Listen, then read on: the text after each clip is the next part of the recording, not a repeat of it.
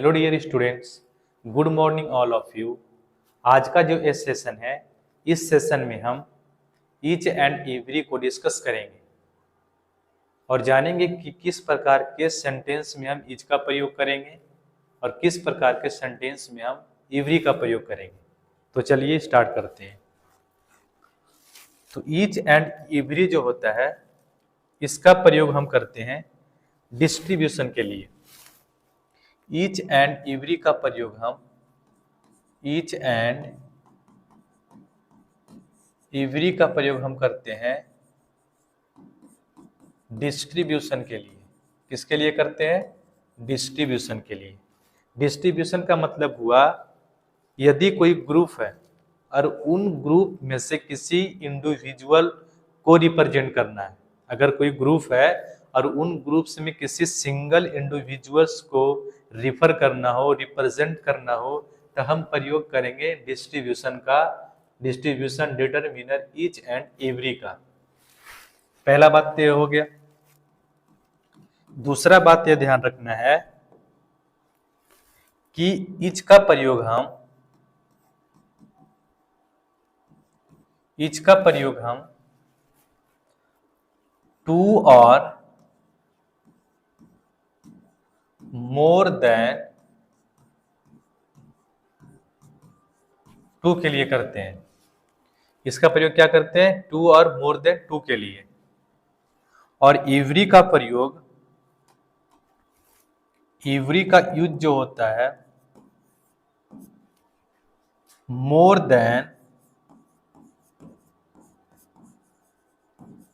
Then to के लिए करते हैं। अब इसमें कंफ्यूजन ये आता है कि यदि हम दो से अधिक के लिए हम ईच का प्रयोग कर ही लेते हैं, तो फिर मोर देन टू का यूज हम जो मोर देन टू है उसके लिए हम एवरी का प्रयोग क्यों करते हैं? कंफ्यूजन यहाँ पे ये रहता है। तो इसका सोल्यूशन ये है कि यदि नंबर दो रहेगा तो कोई कंफ्यूजन नहीं है, हम ईच का प्रयोग कर लेंगे। अगर नंबर दो रहेगा तब कोई कंफ्यूजन नहीं है, तब हम क्या प्रयोग कर लेंगे? ईच का। लेकिन यदि नंबर मोर देन टू है, ठीक है, और मोर देन टू है, या फिर वो नंबर हमें डिफिनिट नहीं है कि नंबर कितना है, 2 है, 4 है, 6 है, ठीक है, 8 है, 10 है, 12 है, 13 है, मतलब वो नंबर हमें डिफिनिट नहीं है। अगर नंबर डिफिनिट नहीं है तो हम प्रयोग करेंगे एवरी का। लेकिन अगर नंबर डिफिनिट है कि 4 है, 5 है, 6 है, 7 है, 8 है, 10 है, ठीक है, अगर नंबर रहेगा डिफिनिट तो हम प्रयोग करेंगे ईच का। अगर नंबर रहेगा इनडिफिनिट तो हम प्रयोग करेंगे एवरी का। लेकिन अगर दो रहेगा तो हमेशा क्या होगा? ईच का। हमेशा किसका होगा? ईच का। तो यहाँ पे क्या है, यहाँ पे नंबर अगर डिफिनिट रहेगा तब प्रयोग करेंगे इसका। और नंबर अगर डिफिनिट नहीं है, इनडिफिनिट है, तब प्रयोग करेंगे किसका? एवरी का। दूसरा बात। तीसरा बात ध्यान रखना है कि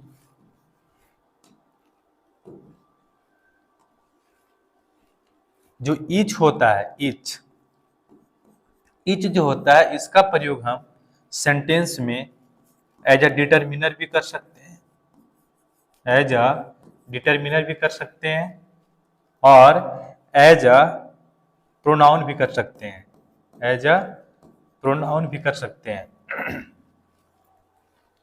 अगर इसका प्रयोग हम एज अ डिटरमिनर करते हैं, तब इसके बाद हम क्या करेंगे? इसके बाद हम ईच के बाद हम डायरेक्ट नाउन लिखेंगे। क्या लिखेंगे? डायरेक्ट नाउन लिखेंगे, क्योंकि डिटरमिनर है, ठीक है। तो इसके बाद क्या लिखेंगे? डायरेक्ट नाउन लिखेंगे। और जो नाउन रहेगा वो नाउन सिंगुलर फॉर्म का रहेगा। नाउन क्या रहेगा? सिंगुलर फॉर्म का रहेगा। और वर्ब भी क्या रहेगा? सिंगुलर फॉर्म का रहेगा। ऐसा क्यों? क्योंकि जो ईच है वो डिटरमिनर है किसका? डिस्ट्रीब्यूशन का, ठीक है। तो बात करेगा किसका? इंडिविजुअल का, सिंगल इंडिविजुअल का। तो क्या हो जाएगा? सिंगुलर, तो वर्ब भी क्या आएगा, सिंगुलर। अगर प्रोनाउन रहेगा, अगर क्या इसका यूज करेंगे हम एज अ प्रोनाउन के रूप में, तब ईच के बाद हम डायरेक्ट नाउन नहीं लिखेंगे, ईच के बाद ऑफ लिखेंगे, और ऑफ के बाद जो नाउन लिखेंगे, जो नाउन रहेगा, ठीक है, वो नाउन प्लूरल फॉर्म का रहेगा, लेकिन वर्ब जो रहेगा वो जो वर्ब रहेगा वो रहेगा जो वर्ब रहेगा वो सिंगुलर फॉर्म का रहेगा। क्यों ऐसा इसलिए होता है, क्योंकि देखिए यहाँ पे ऑफ प्रीपोजिशन है, प्रीपोजिशन के बाद हम इसका क्या लिखते हैं, ऑब्जेक्ट लिखते हैं। ये जो नाउन बन जाएगा क्या बन जाएगा, इसका ऑब्जेक्ट बन जाएगा। और जो नाउन या प्रोनाउन सेंटेंस में, जो नाउन या प्रोनाउन सेंटेंस में प्रीपोजिशन का ऑब्जेक्ट बन जाता है, उस सेंटेंस में सब्जेक्ट का काम नहीं करेगा। इसका मतलब जो नाउन आएगा प्लूरल सब्जेक्ट का काम नहीं करेगा, तो सब्जेक्ट का काम करेगा डिस्ट्रीब्यूटिव प्रोनाउन ईच, ठीक है, जो कि बात करेगा डिस्ट्रीब्यूशन का, इंडिविजुअल का। तो अगर इंडिविजुअल का बात करेगा तो जो वर्ब आएगा वो आएगा ईच के अनुसार, जो कि सिंगुलर होता है, तो वर्ब भी क्या आएगा, सिंगुलर, वर्ब भी क्या आएगा, सिंगुलर। चौथा पॉइंट है कि इवरी जो होता है, इवरी ये हमेशा डिटरमिनर होता है। ये क्या होता है, हमेशा डिटरमिनर होता है, डिटरमिनर होता है। और इसके बाद इवरी के बाद, इवरी के बाद हम नाउन लिखते हैं, इवरी के बाद डायरेक्ट नाउन लिखेंगे, और जो नाउन आएगा वो सिंगुलर फॉर्म का नाउन रहेगा, सिंगुलर फॉर्म का रहेगा। और इसके बाद जो हम वर्ब लिखेंगे वो भी क्या रहेगा, सिंगुलर फॉर्म का रहेगा। क्यों, क्योंकि यहाँ पे हम बात कर रहे हैं डिस्ट्रीब्यूशन का, इसीलिए मतलब वो बात करेगा इंडिविजुअल, इंडिविजुअली बात करेगा तो सब्जेक्ट क्या आ जाएगा, सब्जेक्ट मतलब इवरी के बाद जो नाउन रहेगा वो भी सिंगुलर रहेगा, और वर्ब भी क्या आएगा, सिंगुलर। इतना बात ध्यान में रखना है। सबसे पहली बात ध्यान रखना है कि ईच एंड इवरी का प्रयोग हम करते हैं डिस्ट्रीब्यूशंस के लिए। दूसरा क्या रखना है कि ईच का प्रयोग हम दो और दो से अधिक के लिए करते हैं। अगर दो है तब तो हम ईच का प्रयोग करेंगे, और अगर नंबर डिफिनिट है, जैसे 4 है, 5 है, 6 है, 7 है, 2 है, 8 है, 10 है, तो उसके अगर नंबर डिफिनिट है 13, 14, ठीक है, तो नंबर डिफिनिट हो गया। अगर नंबर डिफिनिट है तो मतलब इसका क्या होगा, नंबर मोर देन 2 भी रहेगा, और अगर नंबर डिफिनिट रहेगा तो हम प्रयोग करेंगे ईच का। लेकिन अगर नंबर इनडिफिनिट रहेगा तो हम प्रयोग करेंगे इवरी का। उसके बाद क्या रखना है, ईच जो होता है वो डिटरमिनर भी होता है और प्रोनाउन भी होता है। मतलब सेंटेंस में इसका प्रयोग हम एज अ डिटरमिनर भी कर सकते हैं और एज अ प्रोनाउन भी कर सकते हैं। जब ए एज अ डिटरमिनर यूज होगा तो इसके बाद नाउन आएगा, डायरेक्ट नाउन आएगा, इसके तुरंत बाद नाउन आएगा, और जो नाउन आएगा वो सिंगुलर फॉर्म का होगा, और वर्ब भी क्या होगा, सिंगुलर फॉर्म का होगा। और अगर इसको एज अ प्रोनाउन यूज करेंगे सेंटेंस में तो ईच के बाद ऑफ आएगा, ऑफ के बाद नाउन आएगा, और जो नाउन होगा वो प्लूरल फॉर्म का होगा, लेकिन वर्ब सिंगुलर फॉर्म का होगा। क्यों, क्योंकि ऑफ यहाँ पे प्रीपोजिशन बन जाएगा, और जो नाउन इसके बाद लिखा गया जो प्लूरल फॉर्म में रहेगा वो प्रीपोजिशन का ऑब्जेक्ट बन जाएगा। अगर प्रीपोजिशन का ऑब्जेक्ट बन जाएगा तो ये सब्जेक्ट का काम नहीं करेगा, यहाँ सब्जेक्ट का काम करेगा ईच, इसीलिए वर्ब भी क्या आएगा, सिंगुलर। चौथा पॉइंट है कि इवरी जो होता है ये सिर्फ और सिर्फ डिटरमिनर होता है, और इसके बाद हम डायरेक्ट नाउन लिखते हैं, तुरंत बाद नाउन लिखते हैं, और जो नाउन होगा वो सिंगुलर फॉर्म का होगा, और इसके बाद जो वर्ब आएगा वो भी क्या होगा, सिंगुलर फॉर्म का होगा। अब हम इस पे बेस्ड जो कुछ क्वेश्चंस है उसको सोल्व करते हैं, उससे हमें कुछ क्लियर हो जाएगा ज्यादा। तो चलिए क्वेश्चन पे मूव करते हैं। पहला क्वेश्चन है नियरली, यहाँ पे एच आएगा, होम है, nearly home, nearly dash home in the country has television. बोल रहा है nearly dash home in the country, जो कंट्री में होम है, जो उस देश में, उस कंट्री में जो होम है, ठीक है, उस कंट्री में जो होम है उसमें अधिकतर मतलब क्या रहता है, टेलीविजन है, ठीक है। तो जो उस देश की जो होम है और उस मतलब वो सारे होम जिसमें कि टेलीविजन है, ठीक है, तो उस होम में जो टेलीविजन है उसका नंबर डिफिनिट या इनडिफिनिट है, हमें ये डिसाइड करना है, हमें ये पता करना है। अगर ये पता कर लेंगे तो हम यहाँ पे ऑप्शन जो है फिल कर सकते हैं, और इसमें जो ऑप्शन है फिल करने का वो ए नंबर में है एवरी और बी नंबर में है ईच। इसमें हम क्या फिल करें, ईच। अगर नंबर डिफिनिट है तो किसका प्रयोग करेंगे हम, ईच का। अगर नंबर इनडिफिनिट है तो किसका प्रयोग करेंगे, एवरी का।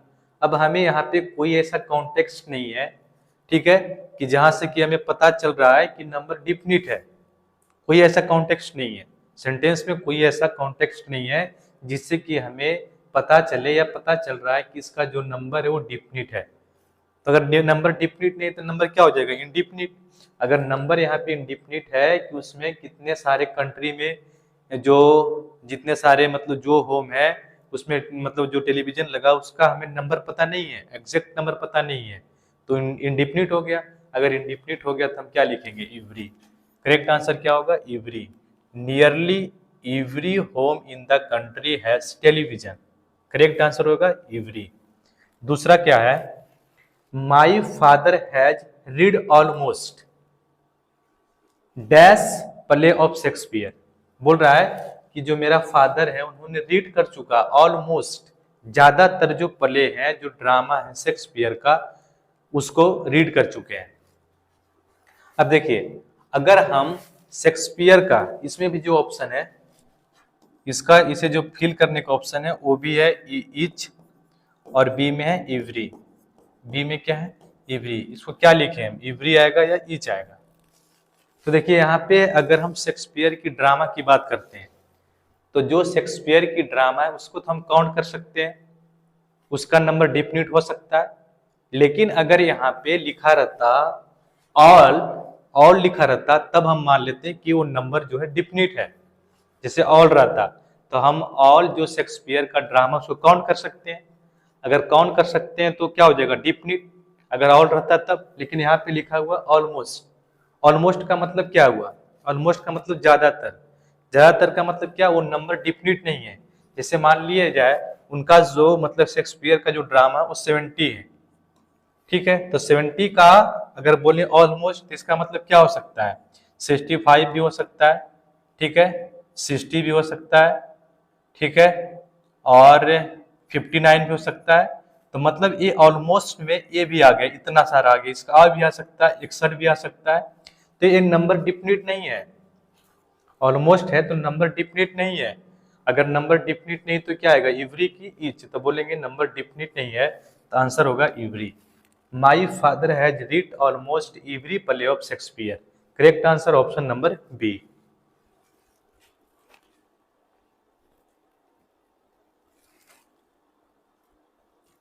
क्वेश्चन है, he had his dash leg broken in the accident.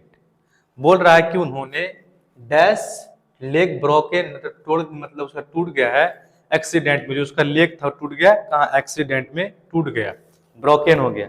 अब देखिए यहाँ पे एक, यहाँ पे हमें कॉन्टेक्स्ट है, इस सेंटेंस में कॉन्टेक्स्ट है। इसका भी जो फिल करने का ऑप्शन है वो क्या है, ईच है, और बी में क्या है, इवरी है। बी में इवरी है, क्या भरे इसमें। तो इसका एक कॉन्टेक्स्ट हमें मिल रहा है यहाँ से, लेग। और एक बात किसका कर रहा है, किसका लेग का, तो हम बात कर रहे हैं ही क्या होता है, पर्सन। ही क्या होता है तो बोलेंगे ही पर्सन के लिए यूज होता है। और पर्सन का जो लेग होता है वो कितना होता है तो बोलेंगे पर्सन का लेग 2 होता है। पर्सन का लेग अगर 2 है तो 2 है तो कोई प्रॉब्लम ही नहीं है, कोई कंफ्यूजन ही नहीं है। क्या यूज करेंगे, ईच।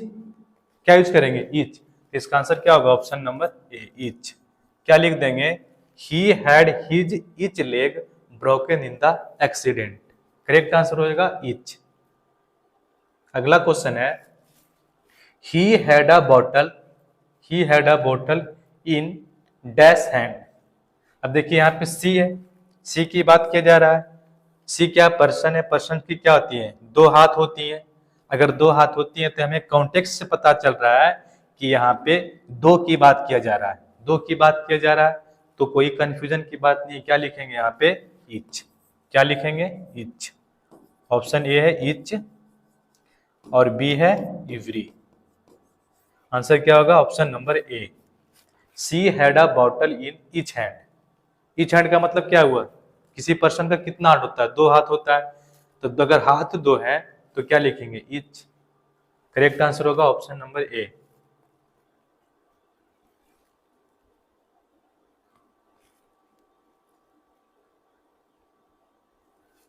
क्वेश्चन है dash month has been named after someone.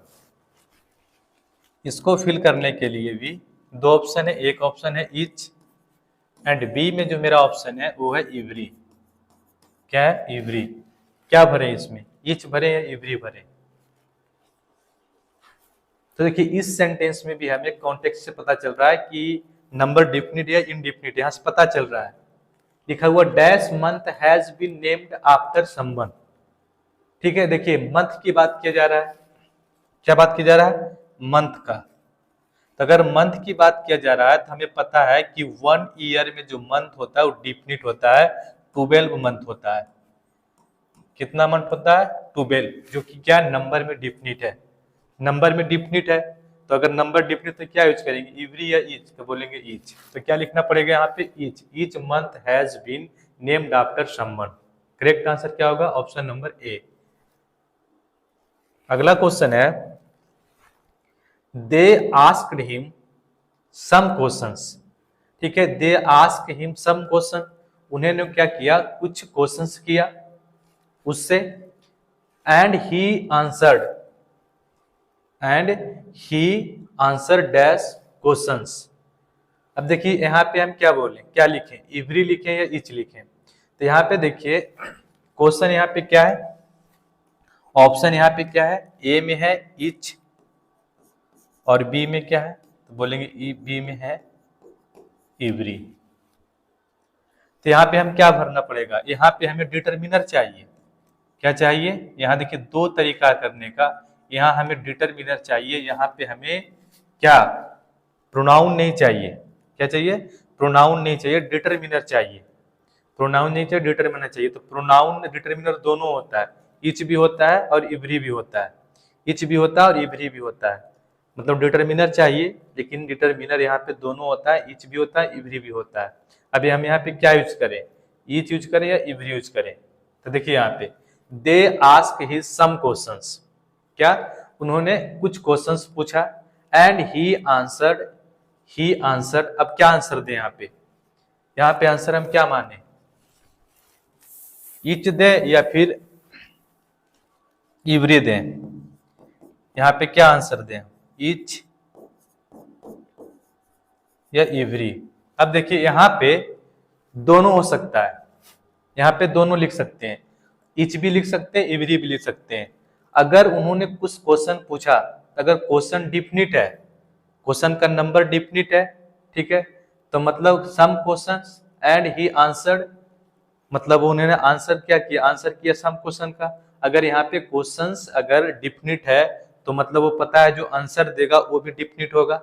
अगर डिफिनिट हो सकता है तो यहाँ पे इच भी हो सकता है। और जो सम क्वेश्चन है, ठीक है, उन्होंने जो पूछा वो इनडिफिनिट भी हो सकता है, कि नंबर में कितना है नहीं, वो भी हो सकता है। अगर नंबर में इनडिफिनिट है तो हम लिख देंगे इवरी। तो यहाँ पे हम दोनों यूज कर सकते हैं, इच भी और इवरी भी। तो करेक्ट आंसर हो जाएगा इसका ए और बी, दोनों यूज कर सकते हैं।